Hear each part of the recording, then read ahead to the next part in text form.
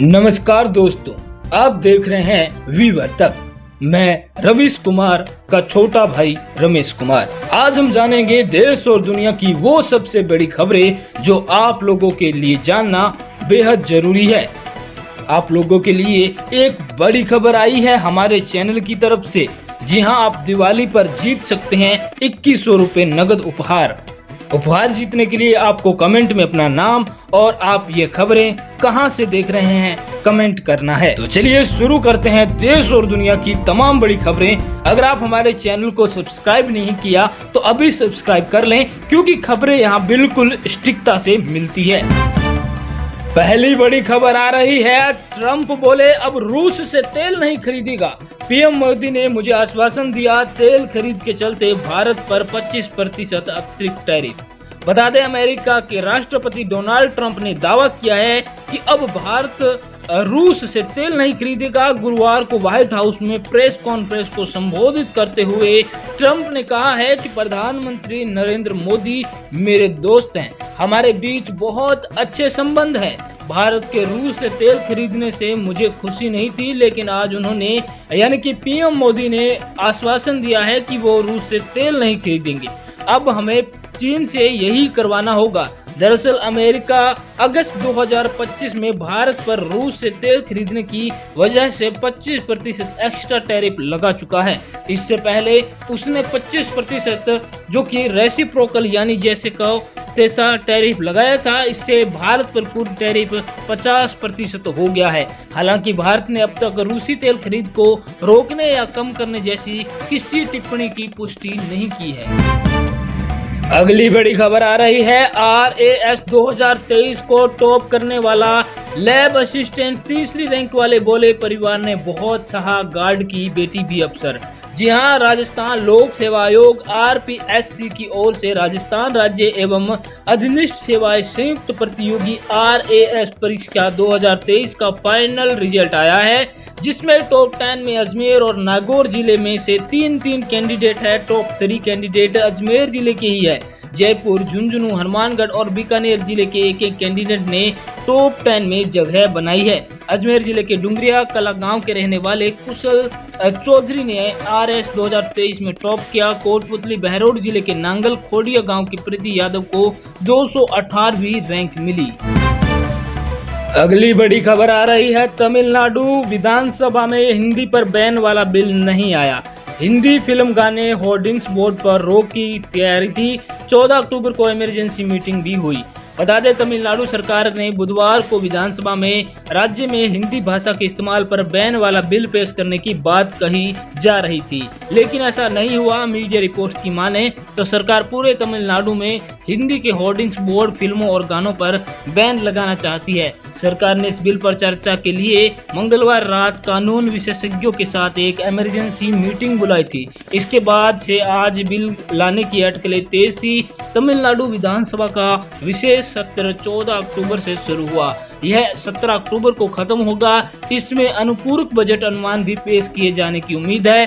तमिलनाडु की स्टालिन सरकार और केंद्र के बीच लंबे समय से राज्य में हिंदी भाषा के इस्तेमाल को लेकर तकरार चल रही है और इस राज्य में हिंदी भाषा के इस्तेमाल को जो कि बंद करने की मांग की है। साल मार्च में सीएम स्टालिन ने स्टेट बजट 2025-26 के सिंबल से जो कि रुपए का सिंबल हटाकर तमिल भाषा में और रुपए का सिंबल हटाकर ये कर दिया, रुबाल का पहला अक्षर कर दिया। आप क्या कहना चाहेंगे इस खबर को लेकर, कमेंट जरूर करें। अगली बड़ी खबर आ रही है, महिला रिपोर्टर को घूरने पर ट्रंप की आलोचना, कहा था मुझे बस उसकी बातें सुनना पसंद। अमेरिकी राष्ट्रपति डोनाल्ड ट्रंप एक महिला रिपोर्टर को घूरने की वजह से विवाद में पड़ गए। दरअसल ट्रंप मंगलवार को व्हाइट हाउस में प्रेस कॉन्फ्रेंस कर रहे थे, तभी उन्होंने एक महिला रिपोर्टर को घूरा और उसके बोलने पर टिप्पणी की। यह विवाद तब हुआ जब ट्रंप अर्जेंटीना के राष्ट्रपति जेवियर मिलई के साथ प्रेस से बात कर रहे थे। इसी दौरान महिला रिपोर्टर ने पूछा, चीन लैटिन अमेरिका में अपनी मौजूदगी का बचाव कर रहा है, ऐसे में अमेरिका के लिए क्या संभावनाएं हैं?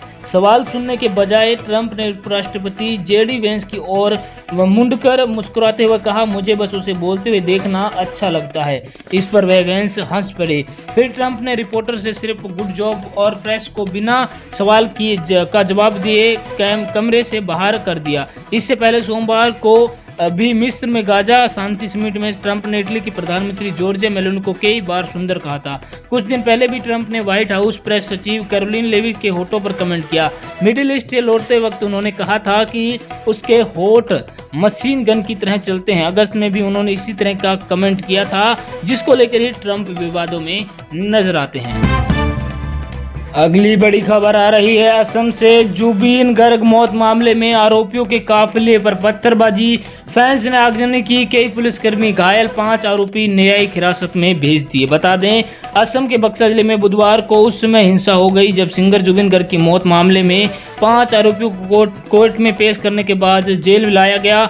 भीड़ ने जेल से बाहर आरोपियों को ले जा रही पुलिस गाड़ियों पर पत्थर फेंकना शुरू कर दिए। पथराव में पुलिस कर्मियों और पत्रकार घायल हो गए। भीड़ को काबू करने के लिए पुलिस ने लाठीचार्ज किया और आंसू गैस के गोले छोड़े। आरोपियों में event organiser Shyam Kantu Mehta, manager Siddharth Sharma, suspended अफसर संदीपन गर्ग और 2 PSO नंदेश्वर बोरा और परे बैशी शामिल है। अगली बड़ी खबर आ रही है। बता दें कि ट्रंप की तारीफ करने पर पाकिस्तानी पीएम अपने देश में ट्रोल। लोग बोले, शरीफ को चापलूसी का नोबेल दो, हमारे नेता इतने चाटुकार क्यों।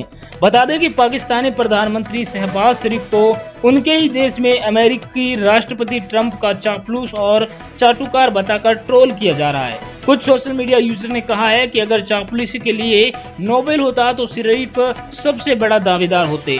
दरअसल सोमवार को मिस्र में गाजा पीस समिट के दौरान शरीफ ने ट्रंप के भारत पाकिस्तान संघर्ष रुकवाने का दावा का समर्थन किया और शरीफ ने ट्रंप को नोबेल देने की मांग की थी। इस पर ट्रंप ने हंसते हुए कहा था कि वाह, मुझे यह उम्मीद नहीं थी कि अब वह कहने को क्या ही बचा, घर चलें। जी हाँ, वहीं पाकिस्तानी इतिहासकार अमार अली जन ने लिखा, ट्रंप की बेवजह तारीफ से पाकिस्तान शर्मिंदा है। वहीं एक सोशल मीडिया जो यूजर है वसीम ने कहा, हमारे नेता इतने चाटुकार क्यों हैं, शरीफ ने फिलिस्तीन के मुद्दे को गलत इस्तेमाल किया। अगली बड़ी खबर आ रही है। सोनम वांगचुक अरेस्ट केस में सुप्रीम कोर्ट में 29 अक्टूबर को सुनवाई। पत्नी गीतांजलि ने कहा वह याचिका में बदलाव करना चाहती है, कोर्ट ने अनुमति दी। बता दें कि सुप्रीम कोर्ट में लद्दाख के एनवायरमेंट एक्टिविस्ट सोनम वांगचुक की रिहाई की मांग वाली याचिका पर आज सुनवाई हुई। वांगचुक की पत्नी गीतांजलि अंगमो के वकील कपिल सिब्बल ने कोर्ट से कहा कि यह याचिका में कुछ बदलाव करना चाहते हैं। इस पर कोर्ट ने अनुमति दे दी और मामले की सुनवाई 29 अक्टूबर तक टाल दी। सिब्बल ने कहा कि वे याचिका में संशोधन के लिए आवेदन दायर करेंगे और हिरासत के आधार को चुनौती देंगे। सुनवाई के दौरान सिब्बल ने अनुरोध किया कि वांगचुक को अपनी पत्नी के साथ कुछ नोट्स का लेन देन करने की अनुमति दी जाए। सरकार की ओर से सॉलिसिटर जनरल तुषार मेहता ने कहा कि उन्होंने वांगचुक ने अपनी पत्नी के साथ नोट्स साझा करने में कोई समस्या नहीं है। इस पर कोर्ट ने नोट्स लेन देन की अनुमति दे दी। अगली बड़ी खबर आ रही है। आनंदपाल के टॉर्चर हाउस पर चला बुलडोजर। यहां लोगों को किडनैप कर यातनाएं देता था गैंगस्टर, जमींदोज करने में लगेंगे 24 घंटे। बता दें कि गैंगस्टर आनंदपाल के टॉर्चर हाउस को प्रशासन ने बुलडोजर से तोड़ दिया। इस टॉर्चर हाउस को तोड़ने में प्रशासन को 24 घंटे से भी ज्यादा का समय लगा। इसके लिए 4 बुलडोजर लगाए गए और कार्रवाई के दौरान पुलिस प्रशासन के लोग मौजूद रहे। कार्रवाई डिडवाना के लांडनू में निम्भी जोधा रोड के पास चल रही है। वही जगह है जहां फिरौती के लिए किडनैप कर लाए गए लोगों को आनंदपाल यातनाएं देता था। गैंगस्टर की फरारी के दौरान 2016 में इसे कुर्क कर लिया गया। आनंदपाल की 8 बीघा जमीन पर गर्ल्स कॉलेज भी संचालित हो रहा है। इसी के सामने आनंदपाल सिंह का टॉर्चर हाउस था। डिडवाना कुचामन SP रच्चा तोमर ने बताया कि आनंदपाल का यह टॉर्चर हाउस कॉलेज कैंपस में बना हुआ था जो उसके टॉर्चर के लोगों को याद दिलाता था। बुधवार को हमने प्रशासन के साथ मिलकर उसका जमींदोज करने का काम शुरू किया। रमेश रुलानिया प्रकरण के बाद यह कार्रवाई की गई। आने वाले दिनों में अन्य गैंगस्टर्स के खिलाफ भी ऐसी ही कार्रवाई की जाएगी। अगली बड़ी खबर है। जैसलमेर अग्निकांड मामले के अंदर SIT की जांच होगी और अफसर भी सस्पेंड। जी हाँ, बता दें अब तक 21 मौतें हुई है, 6 मरीज अभी भी वेंटिलेटर पर है, 19 लोग जिंदा जल गए।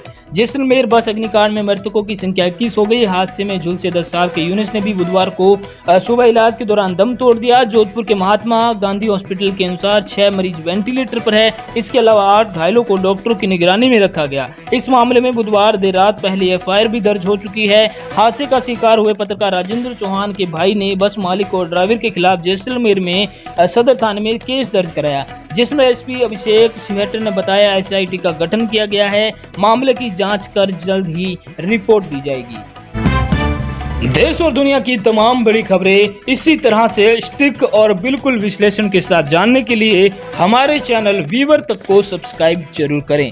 और ये वीडियो आप कहां से देख रहे थे कमेंट में बताएं और जीतें 21 उपहार।